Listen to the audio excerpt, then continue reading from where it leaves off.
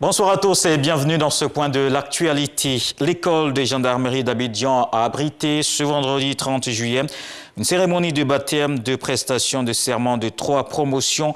Il s'agit de la 45e du cours d'application des officiers de gendarmerie, la 59e des écoles des élèves sous-officiers de 2e année et la 60e promotion des élèves sous-officiers de première année. La cérémonie s'est tenue en présence de plusieurs membres du gouvernement et du Premier ministre Patrick Kachi qui représentait le chef de l'État. Il appelle ses défenseurs de la loi et la patrie à continuer de servir le pays avec abnégation et professionnalisme. Je vous propose d'écouter le chef du gouvernement. Ce n'est pas un métier comme les autres. Oui, c'est un sacerdoce qui donnera sens et noblesse à votre vie, beauté et honneur à votre engagement. La fonction de gendarme en général et d'officier de gendarmerie en particulier est donc une mission comme nulle autre. Pour y réussir, il faut se surpasser, développer à la fois des qualités de meneur d'hommes sur le terrain et de citoyens servants, soucieux de l'intérêt des populations dans le strict respect des règles et des lois en vigueur.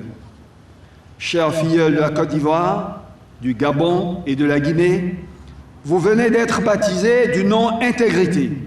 Vous devez vous approprier cette vertu primordiale par la qualité extrême de votre comportement partout où vous servirez, aussi bien dans l'exercice de vos fonctions que dans votre vie quotidienne.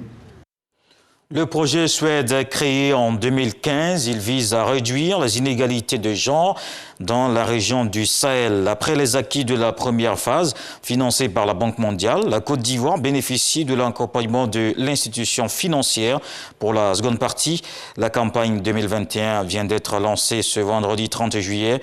C'était en présence de la ministre de la Solidarité et de la lutte contre la pauvreté, Ms. Belbon Dogo. Les experts lui ont remis les textes juridiques qui sous-tendent de ce projet communautaire. Décollage réussi pour 2 fusées ivoiriennes aux Jeux Olympiques. Muriel Aouré et Talou Marie-José sont qualifiés pour les demi-finales aux 100 mètres dames. Les sprinteuses ivoiriennes ont fait respectivement 11-16 et 10-78. Avec ce chrono, Talou égale le record d'Afrique du 100 mètres lors de sa première course. Dans le reste de l'actualité en France, le Conseil d'État rejette le recours des avocats de François Compaoré. La plus haute juridiction administrative française ne s'oppose donc pas à une extradition vers le Burkina Faso. Le frère cadet de l'ancien président Blaise Compaoré est soupçonné par la justice burkinabé d'avoir joué un rôle dans le meurtre du journaliste Norbert Zongo en 1998. Selon l'avis du Conseil d'État, la vie de François Compaoré n'est pas menacé au Burkina Faso. En Angola, pour terminer, accusée de corruption, Isabel dos Santos va devoir restituer plus de 400 millions d'euros d'actions à la compagnie pétrolière angolaise Sonangol. La décision de justice évoque des transactions kleptocratiques grâce auxquelles elle et son époux se sont personnellement enrichis avec des biens de l'État angolais. Une décision contestée par la défense qui parle d'insuffisance de preuves.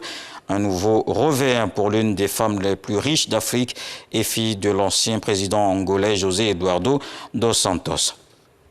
Voilà pour les phases d'information. Je vous donne rendez-vous à 20 h pour la grande édition. L'actualité se poursuit avec les infos régionales.